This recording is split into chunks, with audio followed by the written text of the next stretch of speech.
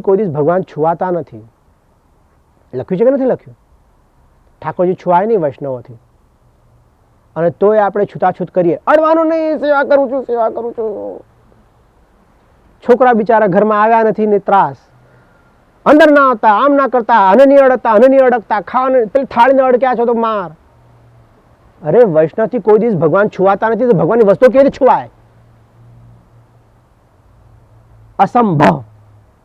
જો કોઈ કહેતું હોય તો હું કહું કે ખોલો, પુસ્તક ખોલો અને મને કહો કે આગળ ભગવાન છુવાયા છે.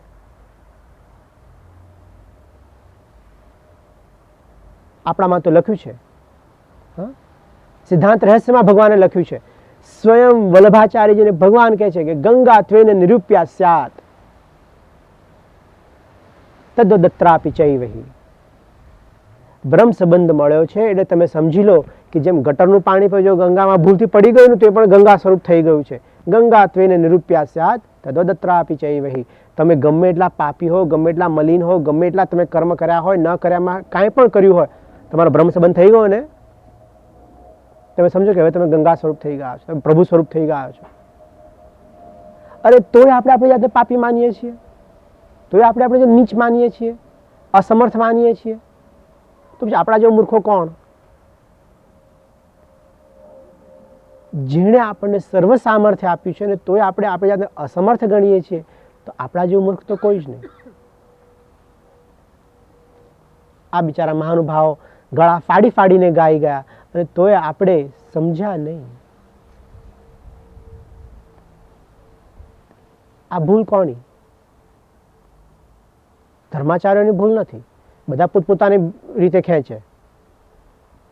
હવે ગુજરાતીમાં કહેવત છે કે કૂતરો ખેંચે ઘર ભણી અને શિયાળ ખેંચે સીમ ભણી. બધા પોતપોતાની રીતે ખેંચે. આપણે ખેંચાવાની જરૂર નથી. કોઈ કહે કે આમ કરો, કોઈ કહે કે આમ કરો. આપણી અક્કલ બહેર મારી ગઈ છે. આપણે કેમ ના વાંચીએ ભાગવત ને રામાયણ? કેમ આપણે પોતાની રીતે ના સમજીએ કે આમાં શું લખ્યું છે? There are so many misconceptions in our religion because we do not bother to lift the cover and read the book. Do you know what really amazed me? A few months ago, I actually opened up Valmiki Ramayana to read the Ramayana and I found there is no mention કે શબરીએ એઠા બોર ભગવાનને ખવડાવ્યા છે. શબરીએ ભગવાનને બોર ખવડાવ્યા છે કારણ કે એના આશ્રમમાં બોર હતા. એઠા બોર ખવડાવ્યા છે એવું કોઈ જગ્યાએ લખ્યું નથી. ક્યાંથી એઠા બોર આવી ગયા એ મને ખબર નથી. મહાભારત ખોલો, મહાભારતમાં કોઈ જગ્યાએ લખ્યું નથી કે વિદુરે શાકને ભાજી ખવડાવ્યા હોય ભગવાનને, કે કર્માએ પેલી વિદુરની પત્નીએ એને કેળાની છાલ ખવડાવી. ક્યાંય લખ્યું નથી એવું. વિદુર કોણ હતા આપણે જાણીએ છીએ. He was a minister, advisor in the king's court. રાજપુત્ર તરીકે એનું માન હતું. એનું પોતાનો મહેલ નહીં હોય. ગંગા કિનારે છે કારણ કે આખું હસ્તિનાપુર ગંગા કિનારે હતું. ગંગા કિનારેનો મહેલ હતો. વિદુર કોણ છે કે જે માણસને ઇન્ટેલિજન્સ ઇન્ફ્રાસ્ટ્રક્ચરનું આખું કામ આપેલું છે. જે વસ્તુની ખબર દાદાને પણ નથી પડી, ભીષ્મ પિતામહને પણ નથી પડી, એ ઇન્ટેલિજન્સ કે એ સ્પાય વર્ક વિદુરજી પાસે હતું. બોલો, વિદુરજીને ખબર પડી કે આ કોને બાળી નાખવાના છે. Just imagine how many spies he must have under him. કે કૌરવો શું કરવાના છે એ પણ એને ખબર પડી ગઈ છે. વિચાર કરો, કોણ કોના રૂમમાં કઈ વાત કરી રહ્યો છે એની બધી ખબર પડે છે. વિચાર કરો એનું કેટલું બધું વર્ચસ્વ હશે. આ દયા એકદમ નમાલો માણસ હશે. ઇમેજિન વિદુર કેવા છે કે એ પણ મહારથી ગણાય છે. વિદુર કેવા છે કે રાતના અડધી રાતે પણ એ પોતે જો જાય તો કોઈ પણ રાજના મહેલ માટે ખુલ્લા છે. ધૃતરાષ્ટ્રના મહેલમાં પણ કે આવો Vidur. Do you think such a person would be poor living in a ઝૂંપડી on a river bank? એના ઘરે ખાલી શાકભાજી થતા હશે રોજ. મહાભારત વાંચો. મહાભારતમાં લખ્યું છે સ્વાદિષ્ટ પૌષ્ટિક આહાર ભગવાનને આપ્યો છે. સાત્વિક અને પૌષ્ટિક આહાર ભગવાનને આપ્યો છે. સાત્વિક ડઝન્ટ મીન ભાજી મૂળા. પણ ક્યાંથી આપણે કથાકારો ભાજી મૂળા લખી નાખ્યું છે. આપણે બધા ભાજી મૂળા કીર્તનમાં આપણે ભાજી મૂળા ગાઈએ. વિદુરના ઘરે ખાયો શાક ને આ ને તે ને. કોઈ દિવસ આપણે મહાભારત ખોલ્યું જ નથી.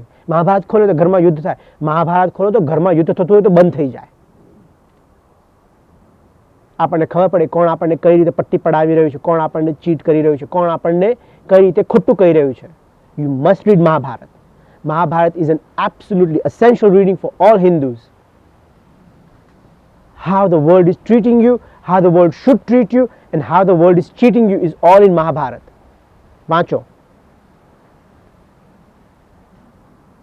રામાયણ આપણે બધા વાંચવું જ જોઈએ. તુલસીકૃત વાંચો અતિ ઉત્તમ છે, પણ તુલસીકૃત કરતા પણ તમે પહેલા વાલ્મીકી વાંચો. Go back to the original. Shrimad Bhagavat વાંચો. કેમ ન વાંચીએ આપણે? ન વાંચીને પછી કે આમ થાય છે તેમ થાય છે. થાય આપણે બધા મૂર્ખા જ બનાવી જાય. Unless you are willing to question, unless you are willing to go back to the source and get the information, people will cheat you. Why shouldn't they cheat you?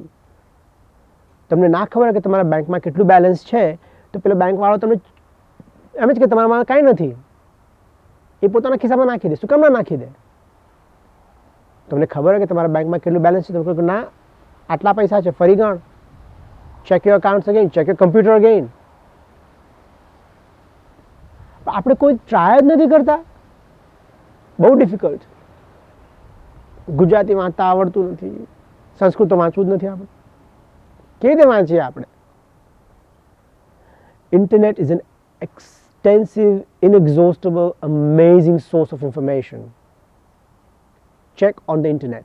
Srimad Bhagavatam is translated word by word into English. Word by word. Sentence by sentence.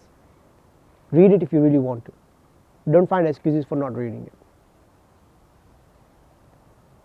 There is no reason, absolutely zero reason, in today's modern world where information technology is so vast and so pervasive and so easily accessible that anyone can say they do not have access to information. Lack of information is no reason for ignorance in today's modern world. For no one.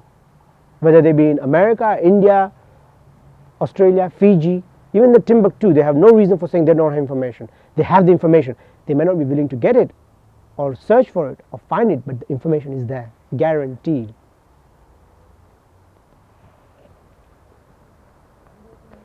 પછી દક્ષના બીજા જન્મની વાર્તા આવે છે.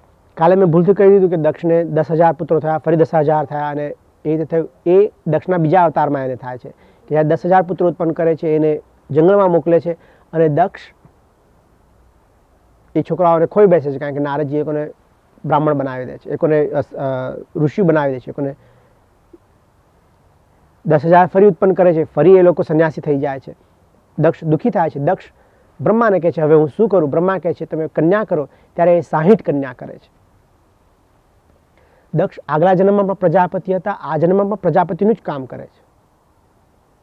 What you start in this life, you are guaranteed to carry on in your next life. આપણને જે ગમતું હોય તે આપણે આજે કરીએ તો કાલે કરવાના જ છીએ. જે બુક આપણને ગમતી હોય એ બુક આપણે ખરીદી હોય તો આપણે બુક એક દિવસ તો વાંચીને રહેવાના જ છીએ. Whether it may be tomorrow, whether it be 2 months from now or a year from now, you will read that book because you like it. That's why you bought it. Similarly, જે વસ્તુ આ જન્મમાં શરૂ કરી છે આપણે next જન્મમાં, આ જન્મમાં તો પૂરી કરશું. જો આ જન્મ પૂરી નહીં તો નેક્સ્ટ જન્મમાં પૂરી કરશું. Guarantee guarantee guarantee. તો આ જન્મમાં એવું કામ શું કામ શરૂ ના કરીએ કે જે મહાન હોય? આજે નહીં ને કાલે તો કામ પૂરું થશે. ગંગા એક જન્મમાં નથી આવી ગઈ કે એક પેઢીમાં નથી આવી ગઈ. ગંગાને લાવવા માટે 3 પેઢીના તપ જોયા છે. મોટા ભાગના જે પૈસાદાર લોકો હોય છે એક પેઢીમાં પૈસાદાર નથી થઈ ગયા. બાપ દાદાએ કેટલું કામ કરેલું હોય, કેટલું બચાવેલું હોય, કેટલું શીખવાડેલું હોય, ત્યારે લોકો મોટા થયા છે, પૈસાદાર થયા છે. જ્ઞાન એક પેઢીમાં નથી આવી જતું. કેટલી પેઢીઓએ જ્ઞાન આપેલું હોય, કેટલી પેઢીઓએ વાંચેલું હોય, ભણેલું હોય, ગાયેલું હોય, ત્યારે આગળ આવે છે. ભાગવતભાઈ આ તો બધું છે ને કથામાં જ હોય, સાચા એવું બધું ના હોય. Check it out. અમિતાભ બચ્ચનનો છોકરો પણ એક્ટર છે કે નહીં? પેઢી દર આવ્યું કે નહીં? સિંગર્સના છોકરા સિંગર્સ નથી થતા? ડોક્ટર્સના છોકરા નથી ટ્રાય કરતા કે ભાઈ મારો છોકરો ડોક્ટર થાય? પેઢી દર પેઢી જ આવે છે બધું. People will try. If it is a successful business, parents will try that this business or this information or this knowledge is passed on to the next pedi. If it is not successful, why would they want to pass it on? They wouldn't.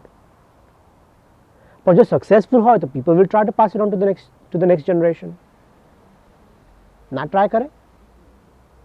Just as the generation carries on, આત્મા પણ try કરે કે જો મેં કાંઈ try કર્યું last time, if I found a little bit of success with it, I want to make sure I get a greater success with it in the next life. દક્ષે આ જન્મમાં પણ પ્રજાપતિનું કાર્ય કર્યું છે. 60 કન્યાઓ કરી છે, અલગ અલગ દેવો ઋષિઓને આપી છે, એમાંની 27 એણે ચંદ્રને આપી છે.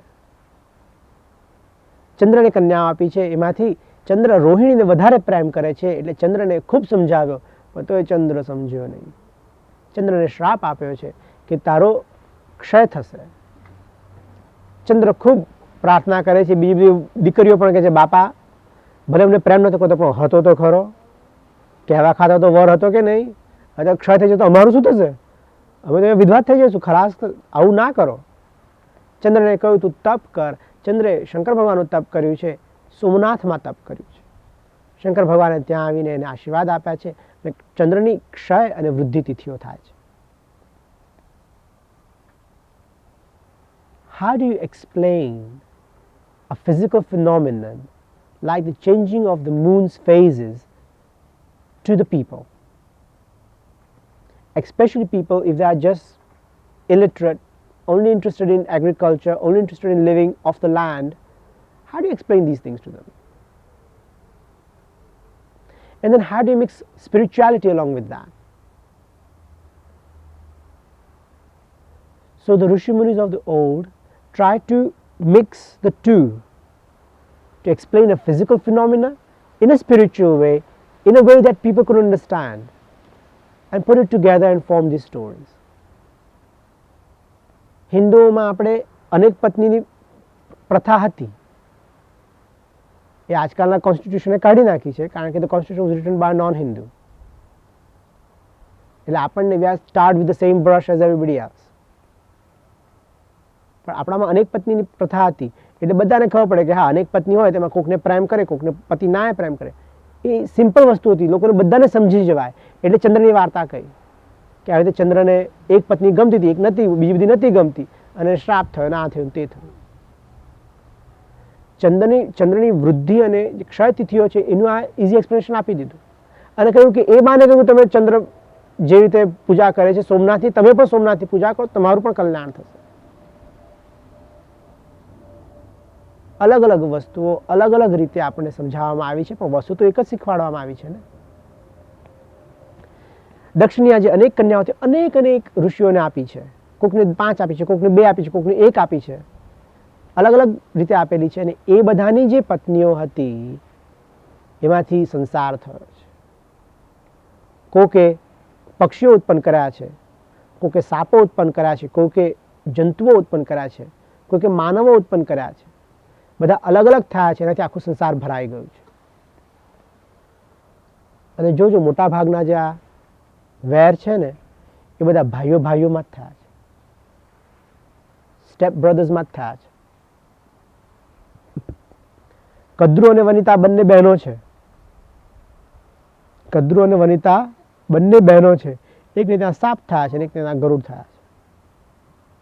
બંને બાજે છે. દીતિ અને દીતિ બંને બહેનો છે, એક જ ઘરમાં પરણેલી છે, એક જ પતિ છે, બંનેને પ્રેમ કરે છે, અને તોય એકના દૈત્ય થયા છે અને એકના દેવ થયા છે, અને બંને બાજે છે. આ વસ્તુ ખાલી આપણા ધર્મમાં છે એવું નથી, બધામાં છે. સુજરાનું માથું નીચે જાય છે. આ વસ્તુ બધી જગ્યાએ છે. અત્યારે આરબ્સ અને ઇઝરાયલીઝ મારામારી કરે છે ને એ પણ સ્ટેપ બ્રધર્સ જ છે. Abraham had 2 children, Isaac and Ishmael. પોતાની પત્નીથી પુત્ર ન થયો એટલે એણે પોતાની દાસીથી પુત્ર ઉત્પન્ન કર્યો, ઇશ્માએલ મોટો છોકરો. એ દાસી પુત્ર થયો, પછી ભગવાને આશીર્વાદ આપ્યા એટલે એને પોતાનો છોકરો થયો. આઇઝકને પછી પેલાને થયું કે આ તો મારી બૈરીનો પુત્ર છે, એટલે બૈરીના પુત્રને બધું આપ્યું અને દાસીના પુત્ર જે મોટો હતો એને ના આપ્યું.